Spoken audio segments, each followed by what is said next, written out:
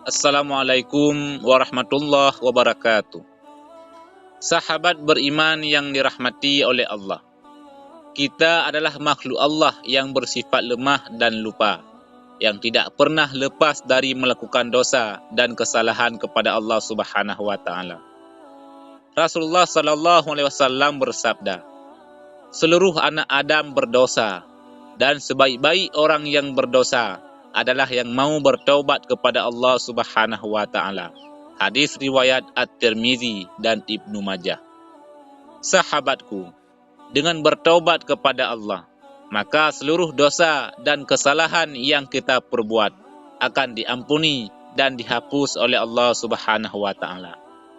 Dan melalui hadis di atas, walaupun kita banyak dosa, tapi kita mau bertaubat dan menyesali perbuatan salah itu, maka kita akan menjadi golongan hamba Allah yang baik. Maka mari kita semua bertaubat kepada Allah dengan sebenar-benar taubat. Ada 6 tanda bahwasanya Allah menerima taubat kita. Syekh Ibnu Hajar As-Saqalani berkata di dalam kitabnya Al-Munabbihat ala al-Isti'dad li Yaumil Mi'ad. Tidak ada yang bisa memastikan apakah taubat seseorang hamba diterima atau tidak.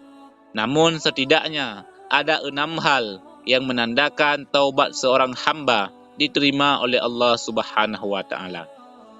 Tanda yang pertama, menjaga lisan. Orang yang telah diterima taubatnya oleh Allah adalah orang yang selalu menjaga lisannya dari berkata yang tidak baik dan tidak diridai oleh Allah Subhanahu wa taala. Dia akan selalu berhati-hati dalam berbicara, karena dia faham bahwa segala apa yang diucapkan akan diminta pertanggungjawaban kelak di akhirat. Rasulullah sallallahu alaihi wasallam bersabda, "Sesungguhnya manusia yang paling banyak dosanya pada hari kiamat adalah manusia yang paling banyak bicaranya dalam kemaksiatan kepada Allah Subhanahu wa taala." Hadis riwayat Ibnu Abi Syaibah. Maka dari itu, jagalah lisan kita agar taubat kita diterima oleh Allah Subhanahu wa taala. Berkatalah yang baik, dan jika tidak bisa, maka diam adalah yang paling baik. Nabi bersabda, amal yang paling dicintai oleh Allah adalah menjaga lisan. Hadis riwayat Al-Baihaqi. Kemudian yang kedua, selalu memperhatikan kewajibannya kepada Allah.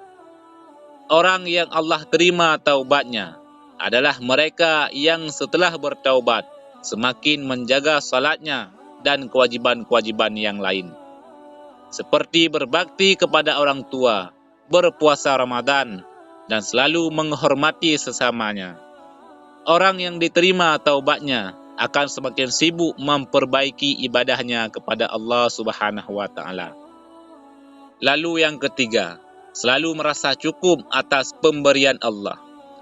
Orang yang telah diterima taubatnya, dia akan selalu merasa cukup dan bersyukur atas pemberian Allah dalam perkara dunia, baik itu sedikit ataupun banyak. Dan dalam perkara akhirat, dia selalu merasa kurang ibadahnya, selalu merasa kurang amalnya, dan selalu merasa kurang bekalnya untuk kelak menghadap kepada Allah Subhanahu wa taala, sehingga dia terus semangat mencari bekal menuju akhirat. Kemudian yang keempat, semakin menambah teman dan sahabat bersama orang yang saleh. Orang yang telah diterima taubatnya oleh Allah, maka dia akan berusaha mencari teman dan sahabat yang akan membuat ia selalu dekat dengan Allah. Dan dia akan menjauhi dirinya dari bergaul dengan orang yang tidak membuatnya lebih dekat dan memberinya semangat ibadah kepada Allah Subhanahu wa taala. Karena dia faham bahwa Nabi bersabda, teman yang baik dan teman yang buruk diibaratkan seperti pembawa minyak wangi dan peniup selongsong api. Pembawa minyak wangi akan menghembuskan aroma wangi kepadamu, sehingga engkau membeli minyak wanginya atau mencium aroma bau wanginya. Sedangkan peniup selongsong api akan membakar pakaianmu, atau engkau akan mencium bau tidak sedap dari asapnya. Hadis riwayat Al-Bukhari dan Imam Muslim. Kemudian yang kelima, selalu merenung akan keadaannya di akhirat. Orang yang diterima taubatnya akan selalu memikirkan tentang keadaannya di akhirat kelak yang belum ada jaminan surga. Sehingga orang yang diterima taubatnya akan lebih banyak menangis dan sedikit tertawa. Lalu yang keenam, tidak menganggap dirinya suci setelah bertaubat. Orang yang diterima taubatnya oleh Allah, maka dia akan selalu berhati-hati dalam bertindak, karena dia tahu bahwa dia tidak akan pernah lepas dari berbuat dosa kepada Allah. Itulah para sahabat tanda-tanda orang yang telah diterima taubatnya oleh Allah.